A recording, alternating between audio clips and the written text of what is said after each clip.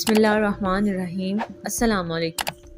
خوش قسمتی سے ہم نے ایک ایسے گھرانے میں آنکھ کھولی جہاں زندگی کی تمام آسائشیں موجود تھیں۔ میں اکلوتی اور میرے دو ہی بھائی تھے، جان محمد اور شان محمد۔ ہمارے گھر سے کچھ فاصلے پر ماموں جان کا گھر تھا۔ وہ ایک محلے میں محکمے میں معمولی ملازم تھے اور ہماری نسبت کافی بدحالی اور غربت کا شکار تھے، جبکہ ان کا گھرانہ ہم سے بھی مختصر تھا۔ فوزیہ ان کی اکلوتی اولاد اور میری ہم عمر تھی۔ میری پیدائش کے دوسرے روز بابا جان کی ترقی ہو گئی تھی، تب بھی وہ مجھے خوش بخت کہا کرتے تھے۔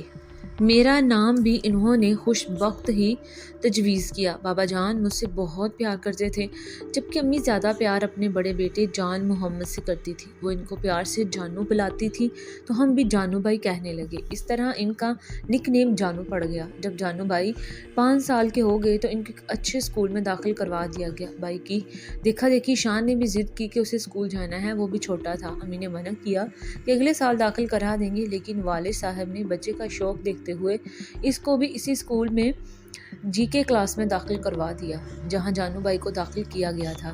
اس دوران دونوں بھائی ایک ساتھ اسکول جانے لگے۔ جب جانو بھائی نے پہلی اور شان نے KG پاس کی تو بڑے بھائی کا استعمال کیا ہوا یونیفارم اور کورس چھوٹے بھائی کو مل گیا اور جانو بھائی کو نئی کتاب، بیگ، یونیفارم خرید کر دے دیا گیا۔ اس پر چھوٹا بگڑ گیا کہ میں پرانی چیزیں نہ لوں گا، مجھے بھی جانو بھیا کی طرح نئی کتابیں، نیا بیگ، نیا یونیفارم لے کر دیں۔ مگر امی جان نے اس فرمائش کو بچے کی ضد سمجھ کر رد کر دیا اور بولے، بیٹا فضول خرچی اچھی بات نہیں، درمیانے گھروں میں ایسا ہی ہوتا ہے۔ یہ پہلا موقع تھا جب بھائی شان کے دل کو ٹھیس لگی اور اسے جانو بھائی بالکل بھی اچھے نہیں لگے۔ اس کے معاملے میں استعمال شدہ چیزوں کی نفرت بیٹھ گئی۔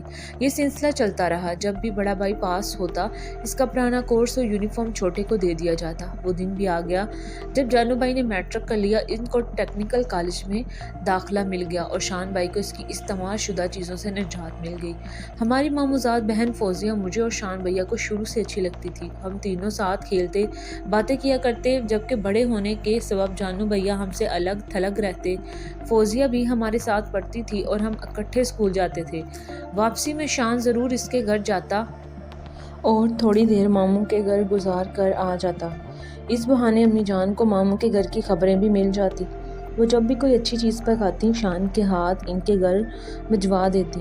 اندھا کیا چاہے دو آنکھیں، شان خوشی خوشی وہ پکوان لے کر ماموں کے گھر چلا جاتا اور اسے ان کے گھر جانے کا تو بہانہ مل جاتا۔ ایک بار میٹھی عید پر ہمارے نئے کپڑے بنے۔ شان بھائی کو تیز بخار تھا، اس لیے وہ نیا سوٹ نہ پہن سکا، جبکہ جانو بھائی نے اپنا نیا جوڑا پہن لیا۔ عید گزر گئی۔ چند دن بعد ہمارے ایک عزیز کے ہاں شادی تھی۔ جانو بھائی نے شان کو بتائے بغیر اس کا عید والا جوڑا پہن لیا جو بالکل نیا تھا، اور چھوٹے نے ابھی اسے ٹچ بھی نہ کیا تھا۔ شان نے امی سے احتجاج کیا کہ میرا نیا جوڑا مجھے بتائے بغیر کیوں جانو بھیا نے پہنا ہے۔ ماں نے یہ کہہ کر اسے خاموش کرا دیا کہ تیرا بھائی ہی تو ہے، کوئی غیر تو نہیں۔ یوں چھوٹے بھائی کے دل میں بڑے بھائی کے لیے نفرت کی جڑیں گہری ہوتی چلی گئی۔ دوسرے روز اس نے وہ کپڑے سیاہی سے خراب کر دیے۔ یہ اس کے باغی دل کا پہلا انتقام تھا جو شان بھائی نے بڑے بھائی کے بجائے خود اپنے آپ سے لیا۔ دونوں بھائیوں کا جو بھی مسئلہ ہوتا، ماں اور ابا بڑے بھائی کا ساتھ دیتے اور چھوٹے بھائی کی ہر بات اور احتجاج کو یوں رد کر دیتے جیسے وہ ان کا لے پالک ہو۔ وقت اپنی رفتار سے گزرتا رہا۔ شان بھائی بھی میٹرک میں آ گئے۔ ایک دن کا ذکر ہے کہ انہوں نے اپنی کتاب کھولی۔ اس پر ایک شعر لکھا ہوا تھا، میرے دل کا ورق سادہ ہے اب تک، اجازت ہے تمہارا نام لکھ لوں۔ تحریر دیکھ کر میں اور شان دونوں سمجھ گئے کہ یہ شعر فوزیہ نے لکھا ہے۔ یوں بچپن کی دبی چنگاری نے جوانی میں آگ کی صورت اختیار کر لی۔ اس بات کا علم ہم دونوں کے علاوہ کسی کو نہ تھا۔ میٹرک کے بعد میں نے فوزیہ کے ساتھ ہوم اکنامکس اور شان بھائی نے ڈگری کالج میں داخلہ لے لیا اور ساتھ ہی شام کو ایک جنرل اسٹور پر پارٹ ٹائم جاب شروع کر دی۔ جانو بھائی کے پاس الیکٹرک کا ڈپلومہ تھا، سو انہوں نے ایک الیکٹرک کی دکان پر کام شروع کر دیا۔ یہ ایک صبح کا ذکر ہے جب ماموں ہمارے ابدی نیند سو گئے۔ ممانی جان اور فوزیہ صدمے سے بے حال تھیں۔ ماں جی کا اکلوتا بھائی اور ممانی کا کفیل ان سے روٹھ کر جا چکا تھا۔ بہرحال وقت تو دھیرے دھیرے سارے زخموں کو بھر دیتا ہے۔ ماموں کی پینشن کی رقم ممانی نے بینک میں جمع کروا دی، جس سے ہر ماہ جو منافع ملتا وہ اس سے گزر بسر کرنے لگی۔ ماموں کی وفات کے بعد شان کے تمام ہمدانہ جذبات ممانی اور فوزیہ کے لیے وقف ہو کر رہ گئے۔ ایک دن وہ ان کے گھر گیا۔ ممانی نماز پڑھ رہی تھی۔ اس نے فوزیہ سے کہا، میری خواہش ہے کہ تم آئندہ میرے گھر مت آنا، اب تم ہمارے گھر بس دلہن بن کر ہی آنا۔ وہ بھیا کی بات سن کر شرما گئی۔ شان کچھ دیر اس کے پاس بیٹھ کر گھر آ گئے۔ انہیں دنوں ابا جان ریٹائر ہو گئے۔ ان کو جو رقم ملی آدھی گھر کی مرمت پر لگا دی اور آدھی بینک میں جمع کروا دی۔ خود انہوں نے پارٹ ٹائم جاب کر لی۔ اس طرح دونوں کی آمدنی سے گھر کا خرچ چلتا رہا، جبکہ شان بھائی اخراجات خود اٹھاتے۔ اپنی کمائی کے پیسوں سے ممانی اور فوزیہ کو مختلف طریقوں سے مدد بھی کر دیا کرتے تھے۔ شان بھیا نے گریجویشن کر لی۔ اب وقت نے اپنا رنگ دکھایا۔ جانو بھائی کو امریکہ جانے کا چانس مل گیا۔ امی اور بابا جان نے ان کو لاکھ منع کیا، وہ نہ مانے۔ بالآخر امی جان نے اس کو اس وعدے پر جانے دیا کہ وہ وہاں شادی نہیں کرے گا بلکہ یہاں آ کر کرے گا۔ اس کے جواب میں جانو بھائی نے امی کے کان میں کچھ سرگوشی کی۔ انہوں نے کیا کہا ہم نہ جان سکے۔ وہ امریکہ چلے گئے۔ کچھ عرصے بعد ان کی طرف سے رقوم طائف آنے لگی۔ وہ ہم سب کے لیے کچھ نہ کچھ بھجواتے تھے۔ شان بھیا کے لیے پرفیوم، جینس، شرٹ وغیرہ سب چیزیں نہیں ہوتی، مگر ان کو لے کر شان بھائی خوش نہ ہوتے۔ ان کو لگتا یہ سب چیزیں استعمال شدہ ہیں، تبھی وہ ان چیزوں کو ایک طرف ڈال دیا کرتے۔ ان کا بچپن سے جمع شدہ زہر تھا جو جوانی میں نفرت بھرا لاوا بن چکا تھا۔ ایم اے کرنے کے بعد شان نے بطور لیکچرر کالج جوائن کر لیا۔ اچھی کارکردگی کی بنا پر ان کا شمار بہت کم عمر میں اچھے اساتذہ میں ہونے لگا۔ ایک شام کا ذکر ہے جب ممانی ہمارے گھر آئی تھیں۔ شان بھائی اپنی الماری صاف کر رہے تھے کہ ہمارے کانوں میں امی کی آواز ہے۔ ممانی سے کہہ رہی تھی، فوزیہ کا تم کہیں رشتہ نہ کر دینا، یہ میری بہو بنے گی۔ ابا جان کی تائید پر ممانی کو انکار کی گنجائش نہ تھی۔ 3 سال کے عرصے میں جانو بھائی کی بیجی رقوم سے ہم نے معاشرے میں اچھا مقام بنا لیا۔ امی بھی مختلف طریقوں سے ممانی کی مدد کیا کرتی تھی تاکہ انہیں احساس نہ ہو کہ وہ بیوہ ہو چکی ہیں۔ ایک صبح کالج کے پرنسپل نے شان کو بلا کر کہا، کالج سے آل پاکستان ٹور پر آپ لوگ جا رہے ہیں، میں نے تم کو اس ٹور کا سربراہ مقرر کیا ہے۔ انہیں دونوں جانو بھائی کا خط آ گیا کہ وہ امریکہ سے پاکستان پہنچ رہے ہیں۔ امی اور بابا جان کو تو خوشی کی انتہا نہ تھی۔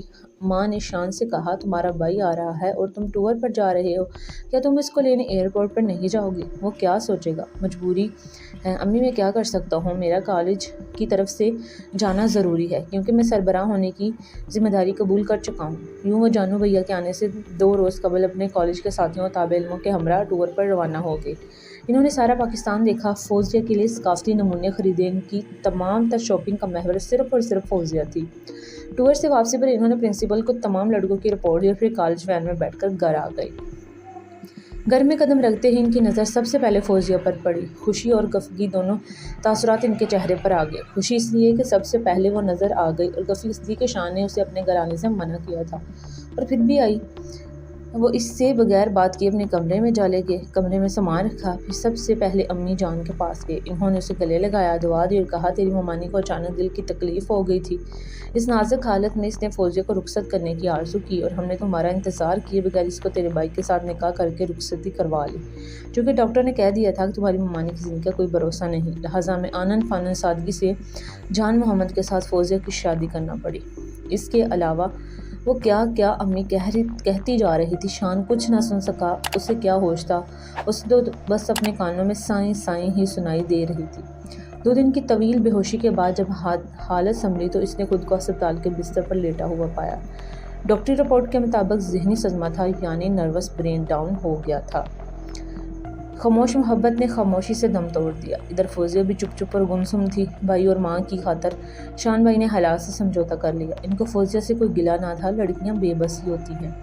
ایک دن امی نے مجھے بتایا، جان محمد نے امریکہ جانے سے پہلے مجھ سے وعدہ لیا تھا کہ میں فوزیہ کو ہی اس کی دلہن بناؤں گی، تبھی میں نے اپنا وعدہ پورا کیا ہے۔ تب مجھے وہ سرگوشی یاد آ گئی جو بڑے بھائی نے امریکہ جاتے ہوئے امی جان کے کان میں کر کے گئے تھے۔